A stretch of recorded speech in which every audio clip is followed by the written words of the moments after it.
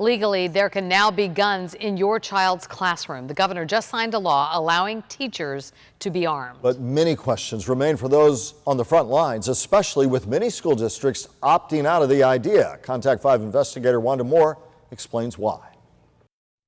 Gun laws are always controversial. This story is not about who is in favor of it and who is against it. It's about concerns raised about this specific law by some experts. It's frightening to be in a classroom now, to be on a school campus because of what has been happening over the years. Beverly Blanchette taught for 35 years.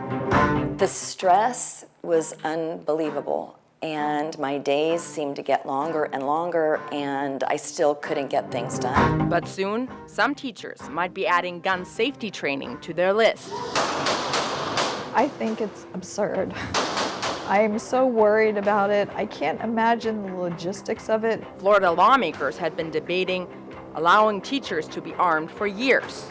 Just last week, in the aftermath of Parkland, it passed. It turns out to be the most practical, immediate answer about the first 5 minutes. Teachers are not. But some experts, like Kurt Lavrello, executive director at the School Safety Advocacy Council, All elements of this is just an absolute recipe for disaster. are strongly warning against it. We know that in very high stress situations in law enforcement, we miss our targets over 70% of the time, and we train specifically for active shooters. Lavrello is referring to a study at the New York Police Department. That's very accurate. I mean, this is real life. This isn't television. Captain Brian Capper with the West Palm PD says his officers go through rigorous training.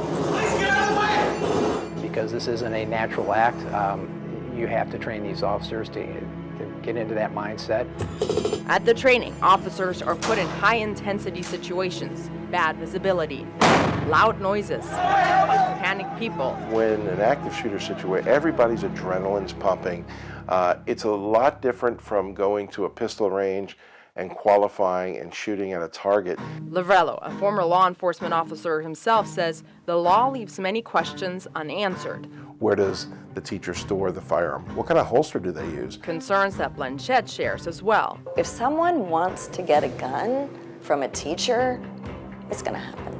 Those in favor of arming teachers think it could make the difference between life or death. That these are not gun-free zones. There are people there to protect our children, and they're prepared to.